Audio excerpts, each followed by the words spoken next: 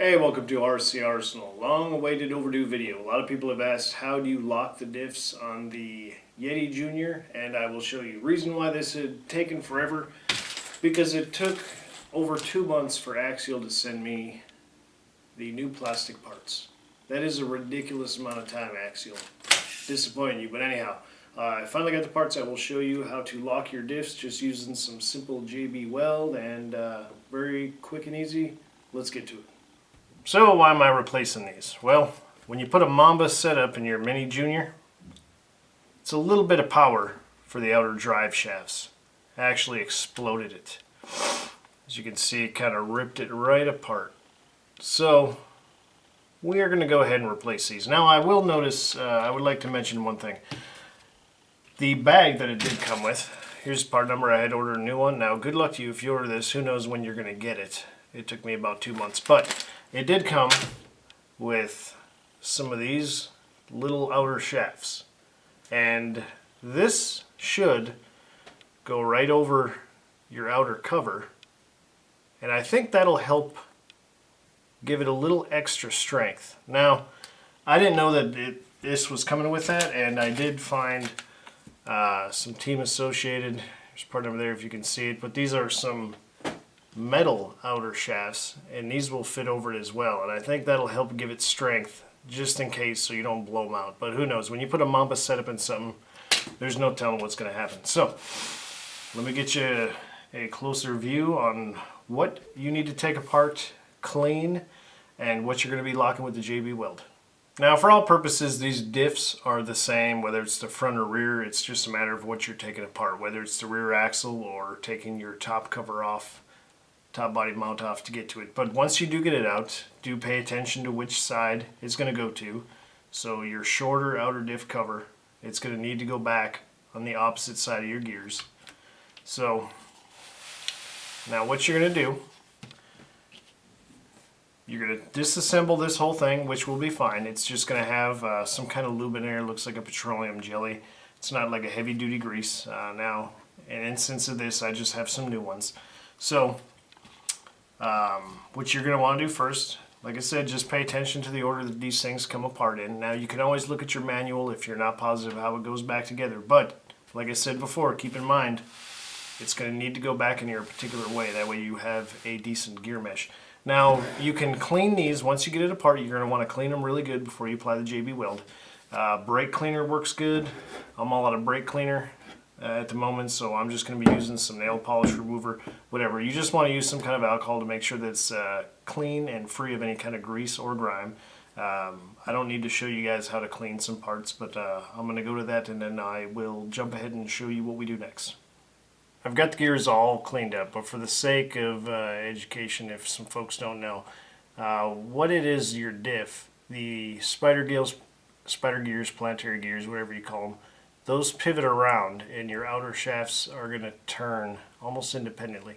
Now what you're doing in theory, you're just locking, you're putting the glue in between these planetary gears, spider gears, whatever, and you're locking them to your outer diffs. When you do that, you lock the whole thing up. That way when your main gear is turning, these are locked.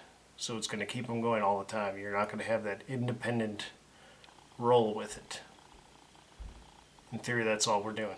Okay, so now we're going to go ahead and mix up some JB weld, just kind of mix it 50-50, and when you have it ready, you're just going to apply some glue around your gears, around your covers. You're going to put it on, and you're going to need to be cautious of how much you're putting around because it can rub on the casing that it sits in. You'll have to be mindful that I'll show you how much I'm putting in there. So they're just about 50-50. You don't need a whole lot. Just mix it up real well. Make sure you get it mixed in real good before you're going to apply it. Now that it's all cleaned up, mixed up good, at this point I'm going to apply some. Now my preference, I'm just going to put it on the shorter end side because this is the side that your planetary gears, spider gears will pop out. So really, no big thing here. All you're trying to do is get it down in here inside these gears, get it in there well. Doesn't matter if you get it on the metal shaft, etc., but just keep in mind if you get too much in there, you may potentially have some problems later with rubbing. So main thing here, like I said, you're just going to want it around these gears for the most part. Try to work it down in there. Now one thing you can do is just try to turn it a little bit. Make sure it's kind of all around the gears. Just be conscious of it that you don't want them to roll out of place. Now once you have it around those gears, you can go ahead and apply a little bit around this one. You don't have to get carried away with it. This stuff's going to lock up pretty good. Just go ahead and get it around there, because you will want to rotate it a little bit once you get it situated in place before you kind of put a top coat around the outer part of all of it. So like I said, you don't have to get too carried away because it's going to be oozing out, and if you get too much you're going to have issues with it rubbing. Now if you do get too much of it in those areas, like I said, and it's going to be rubbing on your case when you go to install it, you can always kind of cut it back with a razor blade a little bit. That's not a big deal at all. So once you get that set, go ahead and drop it back in, and at this point you can kind of turn it, and then you will see the glue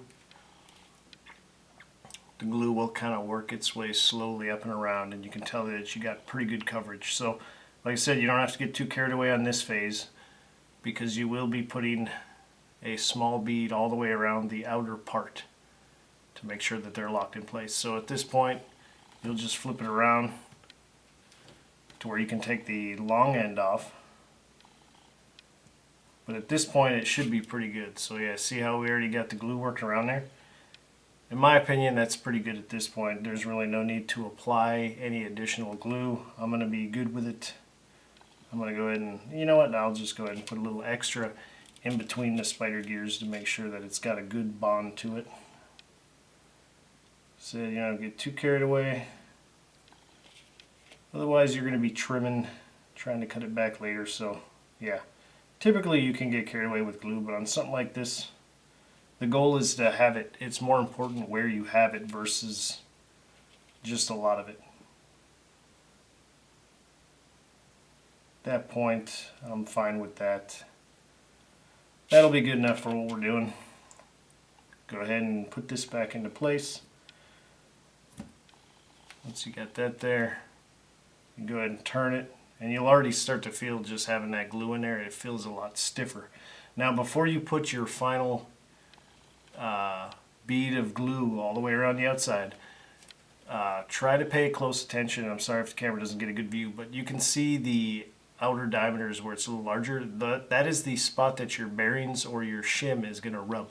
So you cannot have glue in that area. You will have gear mesh problems. So be aware of that as you put the small bead around. I'm going to start to do that now. Obviously it's boring and I don't have a whole lot of entertaining things to tell you while I do that. So more than likely I will get started on it, and we will come back and I'll show you what it's looking like when I'm finished. So here's how I've got it here. Now the side that you want to be a lot more cautious of how much you're putting is going to be on your gear side. Like I said, watch those points there where the groove is, that you can see that your bearing rides or your shim. You don't want to have too much there. I know that's the side that I had a lot more trouble with, and the back side actually it has a little more tolerance and clearance, and that side wasn't as necessarily as big of a problem. Now the reason why I say that the gear side you got to be cautious of, because that's where the other gear is going